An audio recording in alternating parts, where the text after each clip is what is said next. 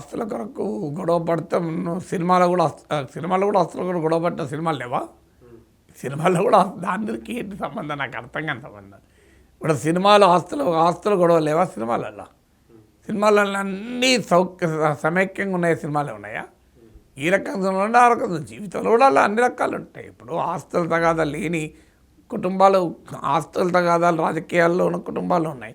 జగన్కు షర్మిలకు మధ్య ఆస్తుల తగాద లేదా? ముఖేష్ అంబానీ అనిల్ అంబానీకి మధ్య ఆస్తుల తగాద లేదా? ప్రపంచంలో ఒక్క మోహన్ బాబు ఫ్యామిలీలోనే ఆస్తి తగాదాలు ఉన్నాయా? అది కొద్దిగా అభ్యంతరకర స్థాయికి వచ్చి ఒకరికొకరు అటాక్ చేసుకునే స్థాయికి వచ్చింది. కానీ అది మోహన్ బాబు కుటుంబంలోనే ఉన్న ప్రాబ్లం కాదు. దేశంలో అన్ని కుటుంబాల్లోనే మోహన్ బాబు కుటుంబంలో కూడా ఉంది. అందువల్ల ఒక సినిమా కుటుంబం, సెలబ్రిటీ కుటుంబం అయితే ఆస్తి తగాదాలు ఉండకూడదు అని ఎక్కడ ఉందో రాసిపెట్టింది అట్లా. సో దానికి ఏం సంబంధం? సో సినిమానే. ఇప్పుడు ఉదాహరణకు పుష్ప 2 ఉంది.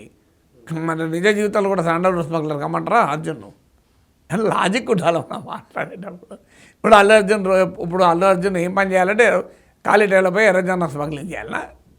మన సినిమాలో ఎర్రచందనం స్మగ్లింగ్ చేసిన అల్లు అర్జున్ నిజ జీవితంలో ఎందుకు చేయడం లేదని అడిగితే నేను ఏం సమాధానం చెప్తాను చెప్పండి? ఎన్టీ రామారావు బడిపంతులుగా నటించాడు. నిజ జీవితంలో కూడా పోయి స్కూల్లో పాఠాలు చెప్పిండు ఆయన. పవన్ కళ్యాణ్ గబ్బర్ సింగ్ పోలీస్ అధికారిగా చేశాడు. నిజ జీవితంలో కూడా ఆయన పోలీస్ స్టేషన్కి వెళ్ళి పోలీస్ అధికారి ఎందుకు చేయలేదంటే ఆన్సర్ ఉంటుందా? నిజ జీవితమే, సినిమా జీవితమే కదా.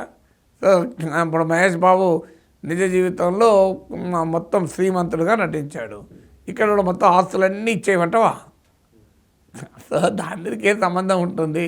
భరత్ అన్న నేను అంటే సినిమాలో నటించాడు, మరి రాజకీయాల్లో పోటీ చేసిండు మహేష్ బాబు.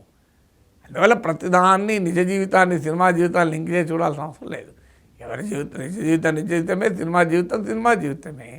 సెలబ్రిటీ కుటుంబాల్లో కూడా తగాదాలు ఉంటాయి. వాళ్ళు మనలాంటి మనుషులే కదా. సెలబ్రిటీలు అంటే వాళ్ళు ఏమైనా అంటే మానవ శరీరం కాకుండా వాళ్ళు ఏదైనా ప్రత్యేక శరీరాలతో పుట్టారా? వాళ్ళు ఏమన్నా మనలాంటి వాళ్ళే కదా వాళ్ళు కూడా పుట్టింది.